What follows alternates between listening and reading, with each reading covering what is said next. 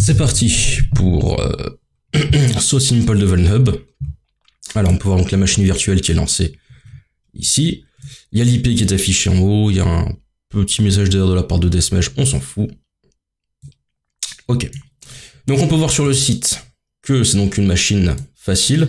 Alors la difficulté va monter de façon croissante petit à petit dans la playlist. C'est histoire de faire un peu de tout et pas juste du ultra hardcore compliqué. De montrer plusieurs choses du coup. Donc il y a 3 flags à trouver, 2 utilisateurs et le root. L'adresse IP est montrée au début, donc c'est bien ce qu'on voyait. Voilà. C'est bien ce qu'on voyait en haut de la machine ici, la IP 192.168.1.51. Ok, mais on va faire... on peut faire comme si on n'avait pas trouvé l'IP, et comme si on la cherchait. C'est un petit truc, un petit script que je m'étais fait plutôt sympathique, donc on va faire ça. Donc, je suis ici, j'ai 2 fichiers, un pour chercher les targets, et un pour énumérer les ports. Donc on va faire le search target, et on va voir si on trouve bien le 1.51 quelque part dans la liste. Vous avez les scripts ici si jamais vous voulez les recopier. Plus qu'à attendre. Hop, voilà. Donc on l'a trouvé, la machine s'est nommée sosimple-6.home, pourquoi pas. Alors, on va donc chercher la target. On voit qu'il y a 2 ports ouverts, le 22 et le 80. Voilà, ça c'est vu d'avance. Et là il est en train de faire un scan en profondeur. Donc, le port 22 c'est bien du SSH, le port 80 c'est bien serveur web, et c'est vraiment tout ce qu'on a en termes d'informations. Donc là, soit on se dit, bon, il faut que je cherche plus parce que 2 ports ça me semble pas beaucoup, etc. Soit on se dit, bon on a que 2 ports, et bon on va inspecter les 2 ports. Bon, le port SSH, il est rarement ouvert en termes d'Anonymous. Donc on va aller voir le port 80 à quoi ça ressemble. Donc on va faire un petit GoBuster sur le répertoire. Ah oui, avant. Je vais éditer mon fichier host. Voilà, comme ça je vais nommer la machine et j'aurai pas à retenir l'adresse IP. Non, c'est l'inverse. 192.168.151. Voilà. Donc elle s'appelle sosimple.vub, vu qu'elle vient de Vulnub. Ok, donc si je fais ping sosimple.vub, il ping l'adresse IP et il la trouve et tout va bien. Ok. Donc on fait un GoBuster sur sosimple.vub avec le word list user share word list dir common. Pendant ce temps, je vais sur la machine voir à quoi ça ressemble. Voilà. Alors sosimple, il y a juste une image sosimple, un fond d'écran rouge. Si je fais CTRL A, il n'y a rien qui s'affiche. Si je fais CTRL U pour voir la source, bon j'ai l'adresse de l'image. Et j'ai un petit commentaire qui me dit « Salut, il n'y a rien de vraiment évident à voir dans le code source, regarde un peu plus loin. » Ok, bon visuellement on va donc rien trouver. On va voir ce que GoBuster nous dit. Alors, il y a un HTA, ok. Il y a un répertoire WordPress. On va voir à quoi ça ressemble. Pendant qu'on va voir à quoi ça ressemble, je vais relancer un GoBuster sur le WordPress, juste au cas où. On va voir aussi visuellement à quoi ça ressemble. Et c'est un WordPress tout ce qu'il y a de plus simple. Il y a un compte admin apparemment. Il y a un post qui s'appelle Hello World. Il y a un commentaire mais je peux pas voir. Bon, ok. Et le GoBuster nous dit qu'il a trouvé des répertoires, les WP admin content includes. C'est des trucs qu'on retrouve très souvent dans WordPress. Donc rien d'intéressant. Ce qu'on va donc faire, c'est appeler WP scan. Donc c'est un scan de WordPress sur l'URL sosimple.vub.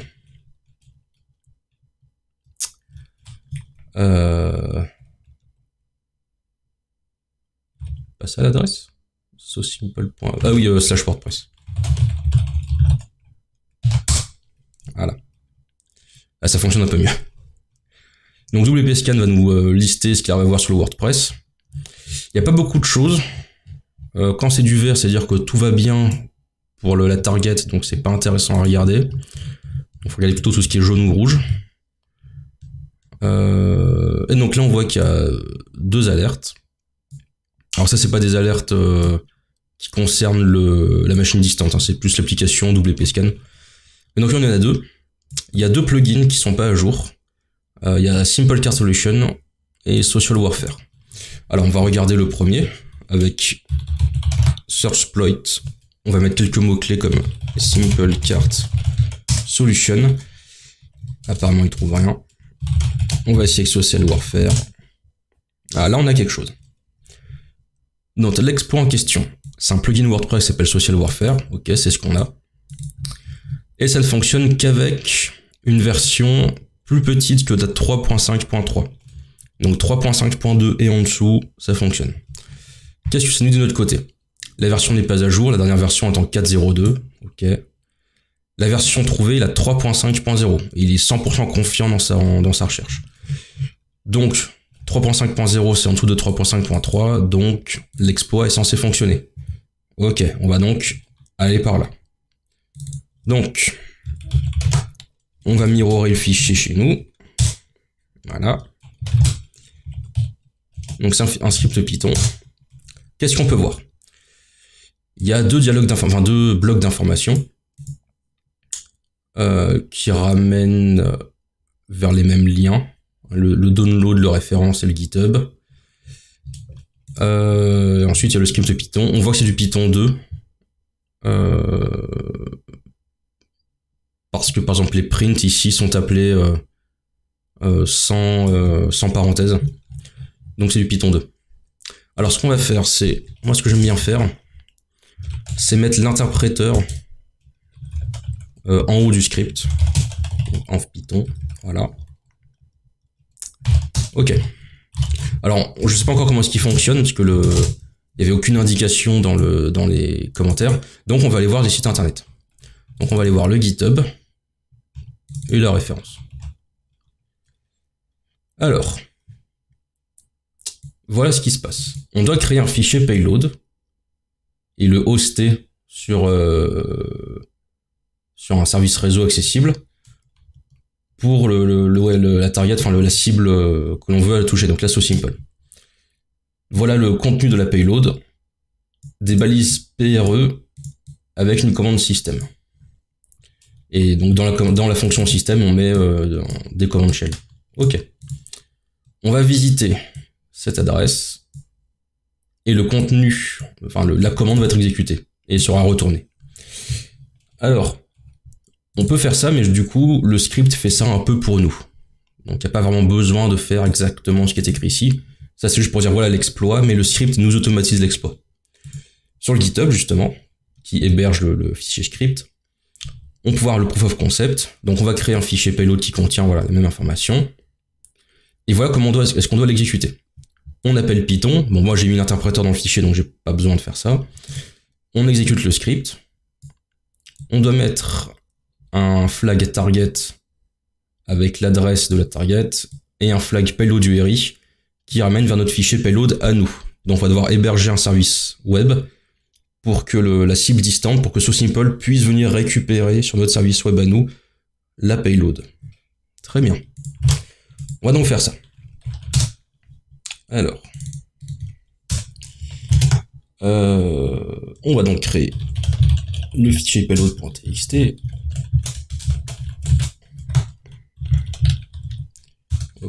On va déjà faire le proof of concept. Pour voir si ça fonctionne bien. Ok. Donc là, j'ai mon fichier payload. Je vais maintenant créer un serveur web. Donc pour ça, je vais utiliser le Python. Ah donc j'appelle le module HTTP serveur sur le port 80. Et maintenant, j'ai un serveur web qui tourne sur mon adresse IP. La preuve en est... c'est quoi mon adresse IP ? 22. Voilà. Et là, on retrouve bien mes fichiers de mon répertoire, mais en web. Donc, j'ai plus qu'à exécuter... Alors, 15. Exécuter, voilà, le script avec les flags donnés ici. Donc, hop. La target, c'est sosimple.web/WordPress. et la payload URI slash payload.txt. Ok, alors ça c'est pas un problème de script, c'est un problème d'encodage. Voilà. Le script Python a ce qu'on appelle carriage return line feed en tant que fin de ligne. On peut voir ça aussi avec Vim, j'aurais dû faire attention. Voilà, en bas ici, il est écrit que c'est en gros encodé en DOS. Donc on va faire appel au script DOS to Unix sur le script qui va transformer mon fichier. Donc là, si je rappelle un file, on peut voir que maintenant c'est juste un script exécutable, mais qu'il n'y a plus la ligne CLRF line terminators. Donc là, je devrais être apte à l'exécuter pour de vrai. Et ça fonctionne. J'ai bien ici sur mon serveur web les logs qui dit j'ai un get pour payload.txt et ça retourne le code 200, ça veut dire qu'il existe. Et là, ici, du coup, le script me renvoie bien le fichier password de SoSimple. Donc je vois qu'il y a plusieurs services, dont au moins 2 utilisateurs, Max et Steven. Donc ça va être les 2 utilisateurs dont je dois trouver le flag. Et évidemment le root qui est tout en haut. Ok. Maintenant que je peux donc exécuter du code à distance, la question qu'on peut se poser c'est comment je fais pour aller dedans, pour vraiment avoir un shell dans la machine de target. Donc pour ça, on va... Alors je vais montrer une solution, on va dire un peu rigolote, et après une vraie solution un peu plus à laquelle on s'attend. Donc là, ce que je vais d'abord faire, c'est voir si NC existe, enfin Netcat, et voir quelle version de Netcat. Est-ce que c'est Netcat BSD ou le Netcat de GNU? Parce que BSD il est sécurisé, je pourrais pas faire de reverse shell. Si c'est celui de GNU, là je devrais avoir, je pourrais faire des choses. Donc pour ça, je vais faire which nc sur la machine distante. On va voir ce qu'elle me répond. C'est user bin nc. Ok. Je vais donc faire un ls-l de which nc. Oups. Voilà. Donc là, je fais ls-l de /user/bin nc, mais bon, c'est juste histoire de garder la commande là. Ok, on peut voir qu'en fait, le fichier distant, c'est un lien symbolique, c'est une sorte de raccourci vers /etc alternative nc. Ok, et on va voir jusqu'où ça nous mène. Donc c'est /etc alternative nc.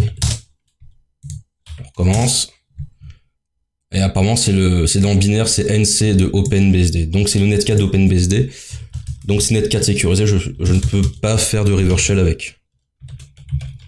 Non, pas directement. Alors, je vais montrer un moyen assez rigolo d'envoyer le vrai Netcat là-bas et comment l'exécuter. Donc ce qu'on va faire, c'est qu'on va cp notre Netcat à nous, qui est le bon Netcat, on va dire, ici. Voilà. Donc là, je vais dire, tu vas aller dans /tmp, tu vas faire un wget, HTTP. Normalement, c'est pas obligatoire, mais juste dans le doute. Donc sur mon nc à moi, et on va dire que je vais dans exécutable au cas où, juste histoire de. Et on va faire un ls-l. Ok, on lance. Ok, il l'a bien téléchargé. Et c'est bon. Dans /tmp distant sur SoSimple, c'est wdata du coup qui s'occupait de faire nos commandes. Et il a pu récupérer le fichier nc. Donc là, on va tester. On va retourner dans le CMP. Et on va faire ./nc 192.168.1.22 sur le port, on va dire 1, 2, 3, 4. Et on va exécuter /bin/bash et toutes les erreurs vont être envoyées vers la sortie standard. On va voir ce que ça nous met. Alors pour ça, il me faut aussi un listener pour listen l'appel du netcat qui va m'être envoyé distant. Donc c'est NC 1, 2, 3, 4. Donc là, mon NC va récupérer une connexion de la part de n'importe qui sur le port 1, 2, 3, 4. J'exécute. Là, ça me dit, ah bah non, il y a une erreur pendant que quand t'as voulu exécuter NC. Il manque le fichier ici. Ah ah. Mais je dois l'avoir ce fichier, moi, quelque part en local. Donc on va faire locate. Le fichier là. Oups. Voilà. On voit qu'il a 3 endroits. Une autre machine que j'avais fait précédemment. Et 2 autres endroits un peu plus normaux. Donc, je vais la récupérer. Voilà. Et je vais donc l'envoyer sur la machine distante. Alors on va faire ça en plusieurs fois, que ce soit un peu plus simple. Je vais là, je vais wget. Comment il s'appelle le truc? Liblua 5.3.so.0. Oula. .0, merci. Et puis voilà, on va déjà faire ça comme ça. On va l'envoyer là-bas et on va faire un ls pour être sûr que tout se passe bien. Et pwd warrants. Mais non, on est dans SMP, je suis bête. Ok, on va déjà faire ça. Vite. Ok, donc on a bien notre netcat et le fichier shared object. Ok. Hop. Donc maintenant, on va pouvoir exécuter netcat. Alors pour ça, on va faire ld librairie pass égale là où on se trouve, parce qu'en fait le liblua n'étant pas à sa place habituelle, quand on va pouvoir le charger, il va pas le trouver. Donc là, je mets une variable d'environnement qui dit les lots de librairie, donc les bibliothèques que tu veux loader, donc liblua étant une bibliothèque, se trouve là où tu te trouves. Le point, c'est le répertoire où on se trouve actuellement. Et donc là, je peux faire le fameux nc 128.2 et tu vas m'exécuter le bash. Ok, on va voir ce que ça donne.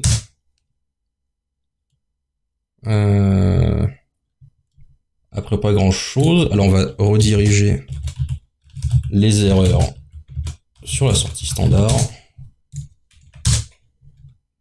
Ok, un autre problème, je vais voir ce que c'est, j'ai un appel. Ok, c'est bon, donc le problème vient du fait que j'ai mis un point virgule ici, voilà. Alors que moi je dis bien, je veux que cette variable d'environnement soit égale à ça, et en même temps j'exécute le netcat. Ok, on va voir si cette fois-ci ça fonctionne un peu mieux. Alors, connection refused. Parce que j'ai pas mis le port. 1, 2, 3, 4. Ça va être un poil mieux. Voilà. Et donc là, j'ai le payload qui est en attente. Parce qu'entre-temps, moi, je suis connecté avec mon netcat sur la machine distante. Voilà, je suis sur SoSimple, c'est bon. Et qui je suis? wdata. Ok. Donc je me trouve dans le répertoire TMP. Je suis wdata, je suis content. Alors ça, c'était une manière de le faire. Je vais vous montrer une autre manière, qui est ce qu'on attend en général un peu plus quand on veut un reverse shell. Mais là, je me suis dit, on va s'amuser un peu. Je vais vous montrer comment envoyer netcat distant sur une machine qui n'a pas le netcat que l'on veut. Alors, pour ce faire, on va changer le payload qui est ici. Donc, voilà. Hop. Donc là, comment ça va se passer? On va supprimer un fichier qui pour l'instant n'existe pas, mais que l'on va créer. Comme ça, si jamais on refait la commande, on le supprime, on le recrée à neuf. Donc on va appeler ce fichier F. On va créer un fichier input-output, un FIFO, first in, first out, où en gros on va envoyer de la donnée à lire. et elle ne sera lue, là on va envoyer de la donnée qui sera en écriture, et elle ne sera lue seulement quand un service va aller la lire. Donc en gros, ça va être une sorte de file d'attente, ça va engranger de la donnée, et dès que quelqu'un va vouloir le lire, tout va passer comme une file d'attente, comme une file. Donc on crée ce fichier que l'on a précédemment supprimé si jamais il existait. Alors, pourquoi il m'embête? F, non, tmp/f, voilà. Ensuite, on va afficher ce fichier. Donc là, on va le lire. Et tout ce qu'on va lire,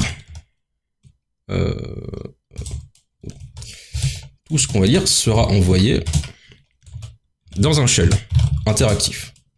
Voilà. Toutes les erreurs sont envoyées dans la sortie standard. Et donc toute cette information sera envoyée à Netcat sur mon adresse IP, sur le port en question. Et tout ça est renvoyé en écriture dans le fichier MKFIFO, enfin le fichier FIFO, le fichier F. Donc en gros, le fichier F va me servir à envoyer et à lire les commandes que j'envoie au serveur. Voilà, c'est en général plus ça qu'on attend quand on veut faire un reverse shell sur une machine distante. Mais là, pour m'amuser, je voulais vous montrer comment envoyer Netcat sur une machine distante. Ok, alors je vais quitter la session ici. Voilà. Je vais me remettre en écoute. Là, j'enregistre le fichier, c'est bon. Je réexécute. Et là, on peut voir que je suis encore une fois connecté sur une machine distante, mais j'ai un shell qui s'affiche, etc. Enfin voilà, c'est un peu plus, entre guillemets, joli. Cela dit, il y a certaines commandes que je ne peux pas encore faire, comme sudo par exemple. Donc ce que je vais faire là, c'est que je vais utiliser Python pour invoquer un shell. J'appelle Python et je demande d'exécuter. J'importe pty et je demande à pty de me spawn le bash. Voilà. Alors d'habitude, vous voyez des gens faire CTRL-Z, background, xterm, raw echo, enfin voilà, des choses comme ça. Sauf que moi, j'utilise pas bash, mais zsh, et ça fonctionne pas exactement pareil. Du coup, je vais pas faire ça. Donc par exemple, j'aurai toujours l'écho de mes commandes qui sera affiché, etc. C'est pas grave du tout. Ok. Donc, je suis wdata. Mon ID, c'est juste wdata. Mes groupes, c'est juste wdata, ok. On va essayer de chercher autre chose. On va essayer de chercher un programme qui serait ce qu'on appelle SUID. C'est-à-dire un programme qu'on peut exécuter avec les droits de quelqu'un d'autre. Et avec un peu de chance, les droits de route. Ou d'un autre utilisateur, un fameux Max ou Steven. D'ailleurs, Max ou Steven, si je vais dans le répertoire Home, voilà, je vois qu'il y a deux utilisateurs, Max et Steven. Donc pour chercher des fichiers SUID, j'utilise find depuis la racine. Je veux comme type un fichier qui a comme permission 4000. Alors ça, je peux voir ça si je fais find. Voilà, on peut voir que find, quand il fait des permissions à moins 4000, c'est pour trouver du SUID. Voilà. Bon, après je vous laisse relire le manuel de find pour voir un peu plus en profondeur. Mais si je veux un programme SUID, je fais des permissions 4000 et c'est bon. Ok. Et toutes les erreurs sont cette fois-ci envoyées vers null, comme ça j'ai aucune erreur qui s'affiche. Ok, voilà. Donc ça, ce sont tous les programmes, enfin tous les fichiers qui sont SUID. On va pas regarder ceux qui sont dans Snapcore, ça on s'en fiche. On va regarder ceux qui sont plutôt dans userbin. Alors il y a fusermount, sudo, gpassword, mount, etc. Là malheureusement, j'en connais quelques-uns de tête, mais là il n'y en a aucun qui me parle qu'on pourrait utiliser pour devenir un autre utilisateur. Bon. Si je fais sudo-l, c'est pour lister les commandes sudo que j'ai le droit de faire sans mot de passe ou des choses comme ça, les droits sudo que j'ai. Sachant que je suis wdata, à mon avis, je vais pas avoir beaucoup de droits. Et du coup, ça me donne même un mot de passe que je n'ai de toute façon pas. Donc là, malheureusement, je ne peux rien faire. Bon. Ce qu'on va donc faire, c'est qu'on va aller dans un utilisateur, on va dire Max, c'est le premier, en ordre alphabétique. Je peux voir que j'ai un répertoire qui s'appelle this, un fichier qui s'appelle personal.txt et un fichier user. Alors le user, c'est le flag de l'utilisateur, seulement je n'ai pas le droit de lecture dessus. Personne ne peut le lire, si ce n'est que lui et le groupe Max. Donc ça sert à rien. Par contre, j'ai un fichier personnel. Si je vais lire, j'ai de la base 64. On va décoder ça. On affiche. Et on décode. C'est pas si facile. Oh là là, c'est une fausse piste. Qu'est-ce qu'il est fort. Ok, il y a un répertoire this. Alors si je fais ls this, j'ai un autre truc qui s'appelle is. Et is, c'est un autre répertoire. Alors du coup, on va faire un ls récursif sur this. Et on peut voir que c'est un enchaînement de répertoire qui fait this is maybe the way to. Et donc là, il y a 3 autres répertoires, apparemment. Il y a password, private key, rabbit hole. Alors password contient un fichier password.txt. On va voir si on a le droit de le lire. / password.txt. You wish. Ok, donc ça c'est un mauvais bail. Il y a un fichier ID RSA, et on se rappelle qu'il y avait le port 22 qui était ouvert, donc ça serait une clé privée. Alors est-ce qu'on peut la lire? C'est une fausse clé.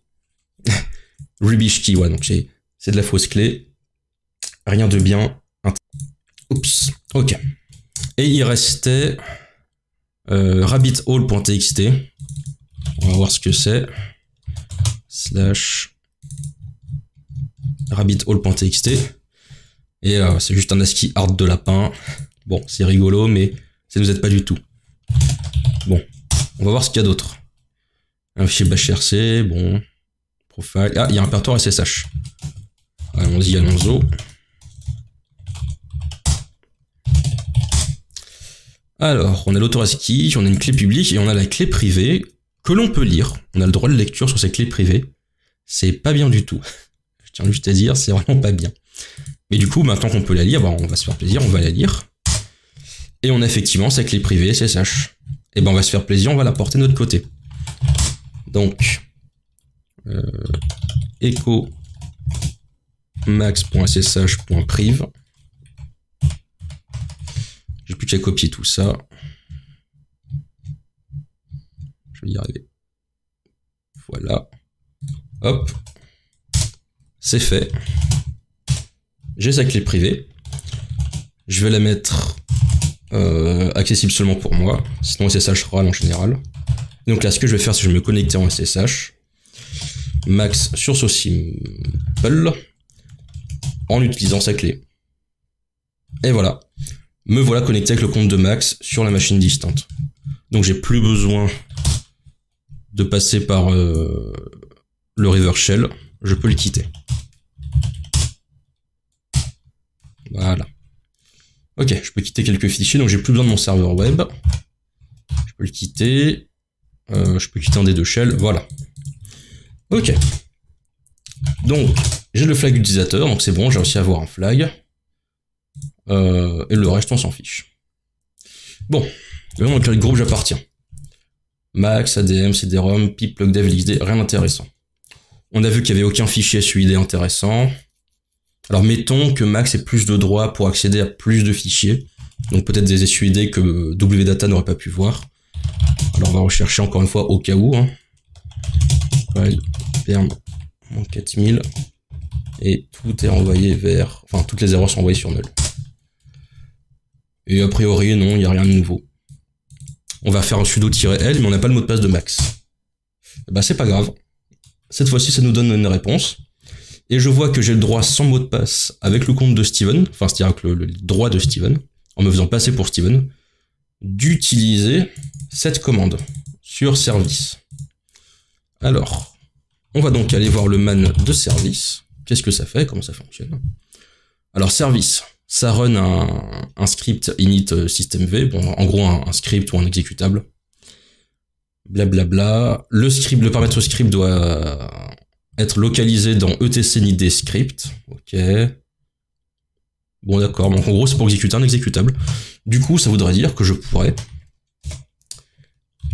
me faire passer pour Steven en utilisant cette commande sur /bin /bash. Ça, on se dit que ça devrait fonctionner. Là, ça nous dit bin bash, service non reconnu. Ah ouais, on se rappelle, le script, la commande qui suit service, est localisée dans etc initd. Bah pour s'échapper et revenir là où se trouve bash, rien de plus simple. Oula, service. Je reviens en arrière, donc là je suis à la racine, et je vais chercher mon bash. Et voilà, j'exécute bash avec le compte de Steven. Donc maintenant je peux aller dans la répertoire de Steven, voir le flag user2.txt, l'afficher, et j'ai réussi à trouver le deuxième utilisateur. Il me reste plus que le root. Alors c'est une machine simple, donc on dit bon, c'est encore un sudo-l, oui. Et donc là ça nous dit, t'as le droit d'avoir le droit root, c'est bien ça, sans mot de passe, ça aussi c'est bien. Sur ce fichier-là, allons voir ce que c'est. Ah, le fichier n'existe pas. Bon, allons voir. Ah, tools n'existe même pas. Est-ce que je peux le créer? Oui. C'est-à-dire que je peux donc créer le fichier serverelse.sh. Là, je vais me faire plaisir. Je vais copier bash en le redommant comme ça. Et donc, j'ai plus qu'à exécuter la commande. Celle-ci. Sauf que mon script, enfin, le fichier serverelse, c'est bash. Et là, j'exécute en tant que root. Donc, me voilà devenu root. Donc, je peux aller dans le répertoire de root, afficher le flag de root. Félicitations, vous avez pawné SoSimple. Effectivement, c'était une machine facile. Mais bon, j'avais dit c'était fait exprès, je vais essayer de monter un peu dans la difficulté. Donc voilà, c'était la machine SoSimple, elle était plutôt rigolote. Donc maintenant, je suis root, je peux faire un peu ce que je veux. Par exemple... je peux par exemple shutdown la machine. Alors j'essaie de l'atteindre avant, de l'afficher. Alors, mais si je retourne sur la machine, elle s'enlève, elle s'affiche. Ok. Donc, j'exécute. Hop, et on peut effectivement voir la machine qui vient de s'éteindre. Et donc je suis déconnecté. Et voilà, donc j'avais le droit de, je peux faire ce que je voulais sur la machine. Bon là, je l'ai shutdown. Enfin bon, voilà, c'était plutôt une petite machine rigolote qui nous montrait un peu les droits, enfin, ce qu'on peut faire avec sudo-l, le fait que quand on a une clé SSH privée, et bon, les gardes privés, on fait en sorte que les droits d'accès ne permettent pas de les faire lire par quelqu'un d'autre que nous. Enfin voilà, donc des petits trucs qui normalement ne sont pas censés être comme ça. Mais certaines machines simples, donc évidemment, ils avaient un peu tout cassé pour faire genre. Bref, c'était rigolo. Moi, je vous dis à la prochaine.